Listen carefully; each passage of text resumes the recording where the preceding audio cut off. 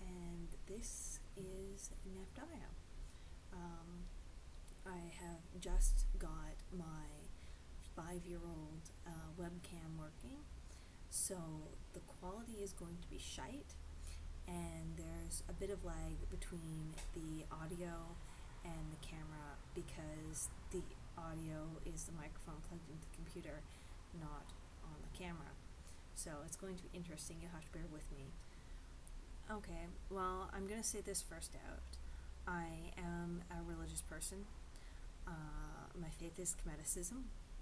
I'm going to put, a link up over there if you want to take a look at what that is right now or later after the video. I don't subscribe to any of the organized forms of Kemetism. There are some, but I have reasons for that, which I'm not going to go over in this video. And basically, I'm just saying outright that I'm a theist.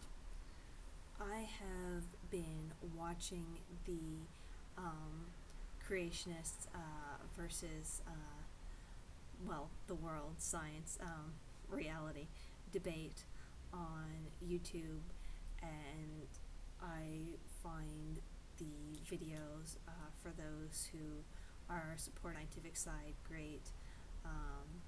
I actually got hooked on Thunderfoot series, Why People Laugh at Creationists, and I'm finding a lot of the creationist videos absolutely hilarious, very entertaining if I want some light entertainment for the evening. But I find myself in a bit of an awkward position when it comes to this debate. I know science is right. Evolution isn't a belief, it's a reality. And that's a fact. And, well, I'm a theist as well. And I have heard lots of people, especially on the scientific side of things, really talk down to theists. And I don't know, it just seems like it's another form of discrimination based on religion. I mean, a good example of this kind of stuff is the Amazing Atheists reaction to the video that Don Exodus put up about why he believes in God. And now, I found that video very compelling, and I like all of Don Exodus's video, but just seeing the reaction that an atheist had towards him just because he believed in a God, I mean, that is really on the same low level that the creationists are functioning on. Now, after seeing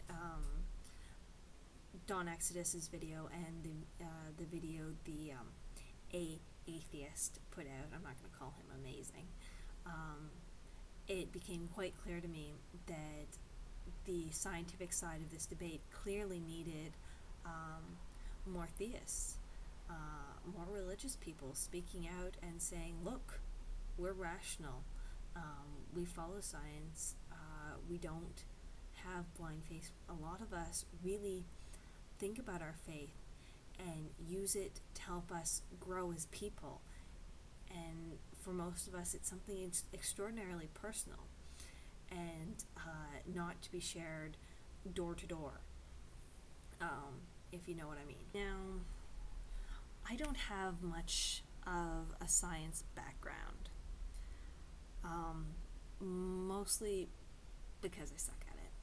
I suck at math, mostly, but that's beside the point. What I am good at is archaeology and history. I went to school for Near Eastern archaeology, which used to be called biblical archaeology. So that means I have shiny books like this around my house, the Archaeology of Ancient Israel. The field of archaeology is a bit of an old boys club, and changes come slowly. We have to take courses like this. That's right. One of my mandatory courses was Biblical Hebrew, and you have to take 4 terms of it. And by the end of the 2nd term, you can read the original biblical account. Now, this my other textbook was this guy. He is a lexicon, much loved and much used. And I'm going to put all the information out this side on books I have up there, so you can look them up, purchase them if you want. No, I'm not bullshitting you. Whatever. But what I'm trying to say is that 5 years of university have allowed me to read this, the Old Testament or the Jewish Bible in its original language, which, like I said, it really throws the creationists through a loop. If anybody wants me to do some lessons on it, or at least I can definitely do the first term stuff. If there's enough requests, I'll set up a channel and I'll do that for you. Another thing I can do other than poke holes in the translation of the Old Testament or the Jewish Bible is I can offer insight into what the culture was like at the time both biblical accounts were written. For example, these people at that time didn't have any concept of the law of identity. They thought in mythical terms. Now, do you remember in school, and usually it's elementary school or middle school, when they talk about the ancient Greeks and their religion, how you have Zeus and Poseidon and Hera and Aphrodite and Athena and Apollo, and all these different deities who seem to have their own personalities that are very delineated, their own stories. Now, this is a very inaccurate representation of what the ancient Greeks actually believe, and it represents ancient religions very inaccurately. What's happened to get this view of the Greek religion is it's been heavily simplified, mostly during the Renaissance, for people who had been monotheists their entire lives, who did not understand ancient religions in any great respect. So we get this sort of simplified, pasteurized, very clean, very safe version of what the Greek pantheon was like, when in reality they were pretty much like every other pantheon at the time. The gods were associated, conflated, and individuals all at the same time, and this wasn't a contradiction. Now, there is a reason we learn Greek religion in elementary or middle school, and that's because the Greek deities were practically carved in stone compared to many of the other deities out there. The Canaanite and Phoenician, Sumerian, and Akkadian pantheons were far more fluid than the Greeks ever were.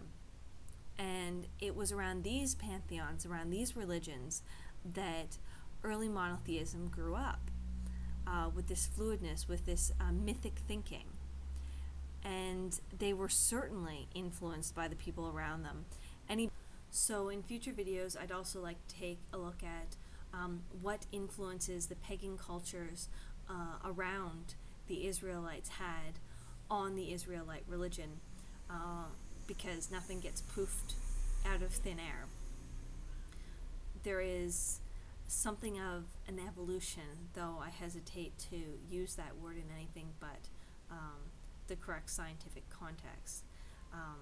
But monotheism did develop from the religions before that, and I'm hoping to point that out, and I'm hoping to point out the relations between the pagan religions, and hopefully that will help people see that the biblical account is not meant to be taken literally. So I'm going to be taking requests. If you want to know about any translation issues with the Torah, or any particular cultural issues about either time frame from either biblical account, I'll take a look at those. I also take requests if people want me to talk a little bit more about my own philosophy. But until my next video, have fun, keep learning, and good luck.